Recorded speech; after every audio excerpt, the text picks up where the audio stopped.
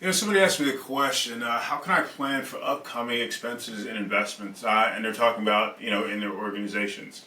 I would say that there's a couple ways to do it. First and foremost, you want to have a budget. Okay, so what we look at in our budget is we have our budget laid out, over several months or whatever, and we know when certain expenses are going to hit.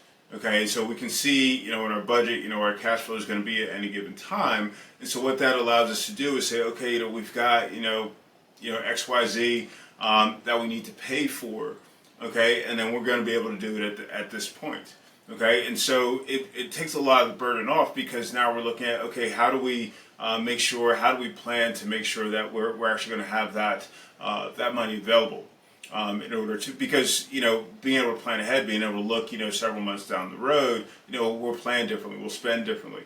And it's going to be the same thing with your investments. When you're looking at your investment, the cool thing about investments ideally is that you're looking at paying for something in advance, but you're also looking at it from a return perspective. So for example, you say, okay, I got to go and I got to hire a salesperson, or I'm going to invest in some marketing.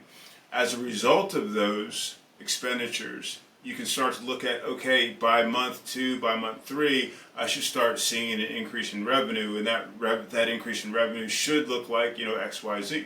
This is the conversation, of course, that you want to, have ahead of time. You want to make sure that, you're actually planning. You're not just kind of like throwing something at the wall, throwing spaghetti at the wall and seeing what sticks.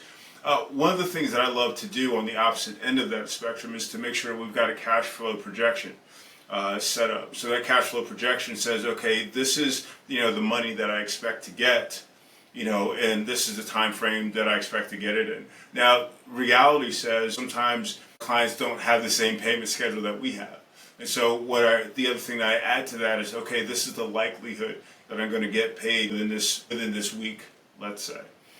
Just assuming things are going to work out the way that we hope that it will work out. And so, in doing so, understanding where our cash is going to be coming from and when it's going to come, I can expect to take care of those expenses as those expenses come in.